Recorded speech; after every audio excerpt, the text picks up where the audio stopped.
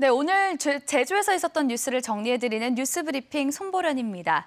오늘은 우리 생활에 큰 영향을 미치고 있는 초미세먼지에 대해 알아보는 시간부터 마련했습니다. 미세먼지와 초미세먼지의 가장 큰 차이점은 크기인데요.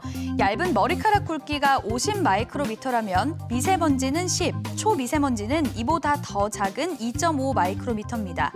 2015년 대기 환경 기준을 바꾸면서 미세먼지가 아닌 초미세먼지를 기준으로 측정하고 있고요. 자동차 배기가스와 공장, 발전소에서 나오는 배출가스 등을 원인으로 꼽습니다. 초미세먼지가 몸속에 들어오면 뇌졸중, 안구건조증, 축농증 등을 유발합니다. WHO는 초미세먼지를 1급 발암물질로 지정했습니다. 한국환경공단에서 규정한 초미세먼지 기준은 15까지는 좋음, 35까지는 보통, 75까지는 나쁨, 76 이상은 매우 나쁨입니다. 지난 4년간 제주도 내 초미세먼지 평균 농도는 20 안팎 수준이었습니다. 보통 수준으로 평가할 수 있겠죠. 하지만 올해 들어 사정은 급격히 나빠졌습니다. 1월에는 21.3, 2월 23.7로 점점 오르더니 이달 들어 열흘간 39로 나타났습니다. 심지어 하루 최고 농도가 96까지 오른 날도 있었습니다. 지난 한 해 제주에서 초미세먼지 특보가 발령된 날은 9일입니다. 올해는 벌써 6일이나 됐으니 그 심각성을 알 수 있겠죠. 한국환경공단은 대기가 정체된 상황에서 다른 나라 초미세먼지가 계속 유입됐고 국내 발생 초미세먼지까지 제주로 몰려들면서 악화된 것으로 보고 있습니다. 초미세먼지가 발생하면 창문을 닫아 외출을 자제하고 불가피하게 외출할 경우에는 마스크를 착용하고 집에 돌아온 뒤에는 반드시 샤워하는 습관을 길러야 합니다. 근본적으로 초미세먼지 발생을 줄일 수 있도록 하는 정책은 물론 시민들의 행동에도 변화가 필요하겠죠. 지난 한 주간 시민들에게 가장 큰 화제를 끌었던 영상부터 살펴볼까요? KBS에서 집중 보도하고 있는 제2공항 사전 타당성 용역 문제점에 대한 속보 뉴스가 꾸준히 관심을 끌고 있는데요. 지난주에는 영남권 신공항 용역과 비교 분석한 뉴스가 2,300명 넘는 사람들에게 전달됐고 200명 넘는 분들이 참여하셨습니다. 다음에는 제주도민이라면 꼭 알아야 할 오늘 제주의 시사 용어를 살펴보겠습니다. 오늘은 공공분야 비정규직 노동자들이 가입한 노동조합인 공공연대 노동조합에 대해서 알아보겠습니다. 중앙정부나 지방정부, 공기업에서 일하는 공무직과 기간제, 파견, 용역 노동자이거나 아이 돌봄 사업, 보육시설, 장애인 지원 사업 등 공공사회 서비스 분야에서 일하는 노동자들이 가입 대상인데요. 최근 공공분야 비정규직 노동자들의 정규직 전환 사업 등과 맞물려서 주목받는 노동조합입니다. 제주에서는 400여 명이 넘는 조합원으로 가입한 상태인데요. 오늘 공공연대 노동조합이 제주에서 기자회견을 했는데 어떤 사연인지 잠시 뒤 리포트에서 자세하게 전해드리겠습니다. 10년 전 보육교사 살인 사건의 첫 공판이 제주지방법원에서 열렸습니다. 피고인 측은 혐의를 전면 부인했는데요. 검찰에서 제출한 수사 기록과 압수품 등에 대한 증거 인정 여부가 쟁점이 될 것으로 보입니다. 보도에 박천수 기자입니다. 기소된 지 2달여 만에 열린 첫 공판에 출석하기 위해 49살 박모 씨가 호송 차량에서 내려 법원 안으로 향합니다. 택시기사였던 박 씨는 2009년 2월 택시 승객인 27살 보육교사 이모 씨를 살해한 뒤 유기한 혐의를 받고 있습니다. 공판에서 검찰은 수사 기록과 진술서 등 628건의 증거를 재판부에 제출하며 박 씨를 범인으로 지목했습니다. 반면 박 씨 측 변호인은 보육교사 이 씨를 택시에 태운 적도 만난 적도 없다며 모든 혐의를 전면 부인했습니다.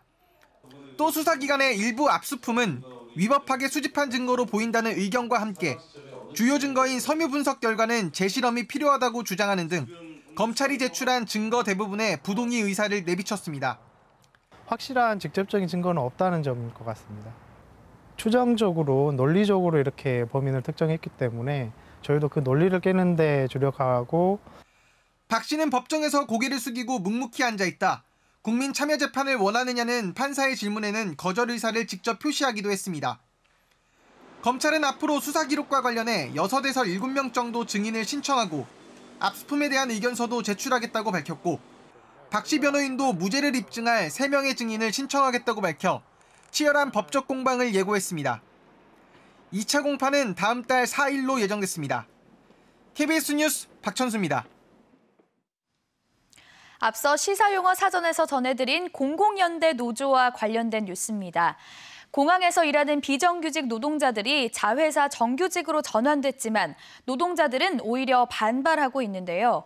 임금이 줄고 근무 조건은 악화됐다는 게 그 이유입니다. 노사 간 갈등의 골은 더 깊어지고 있습니다. 보도에 허지영 기자입니다. 민주노총 공공연대 노조 제주지부는 기자회견을 열고 공항공사 비정규직 노동자들의 자회사 정규직 전환 방침을 강하게 비판했습니다.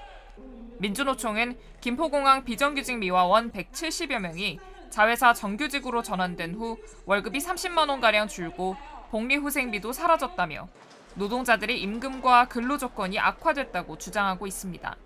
비정규직 노동자들이 처우 개선하기는커녕 오히려 임금과 근로조건을 저하시켰고 한국공항공사 제주지역본부는 앞서 비정규직 미화원 노동자들과 만났고 필요하다면 앞으로도 대화를 이어가겠다고 밝혔습니다.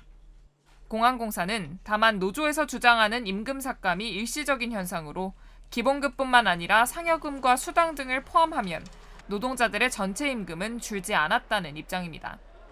실제 지난해 기준 자회사의 평균 임금이 7%가량 상승했다는 설명도 내놨습니다. 양측의 주장이 맞선 가운데 제주국제공항 비정규직 노동자 700여 명이 당장 내년 1월부터 자회사에 편입될 예정이어서 갈등은 계속될 것으로 보입니다. KBS 뉴스 허지영입니다. 제380회 도의회 임시회가 개회한 가운데 김태석 의장은 오늘 본회의 개회사에서 제주의 환경 가치를 고려해 제2공항을 포함해 어떤 개발 사업도 과감히 유보할 수 있는 논의 구조가 필요하다면서 일방적 정책 추진은 도민을 양분시키고 양분된 도민사회에서 얻을 수 있는 건 없다고 강조했습니다. 원희룡 지사는 인사말에서 버스 파업 위기에 대해 도민에게 사과하고 미세먼지 대책과 일자리 창출 등의 예산을 확대해 지역경제 활성화하겠다고 밝혔습니다. 제2회 전국 동시조합장 선거가 어제 모두 마무리된 가운데 제주에서는 32개 조합장 당선인이 확정됐습니다. 개표 결과 무투표 당선 5곳을 포함한 32곳 조합 가운데 18곳에서 새 인물이 당선됐고 나머지는 현직이 재선에 성공했습니다. 필리핀으로 불법 수출된 쓰레기 출처가 제주로 확인된 가운데 제주시가 사회적 물의를 일으킨 데 대해 공식 사과했습니다. 제주시는 앞으로 도외 반출 때 배출부터 처리 과정까지 철저히 확인 관리하겠다고 밝혔습니다. 오늘 대한민국의 주요 뉴스도 알아보겠습니다. 사회적 참사 특별조사위원회가 가습기 살균제 피해 가정 100가구를 대상으로 심층 조사한 결과 경제적 피해 비용이 최대 540억 원으로 추산된다고 밝혔습니다. 사망과 질병으로 인한 피해 비용만 산정한 결과로 조기 사망이나 질환 같은 2차 피해를 포함하면 실질적인 피해는 더 늘어날 것으로 보고 있습니다. 공정위가 구글, 페이스북, 네이버, 카카오 등의 불공정 약관을 시정하라고 권고했습니다.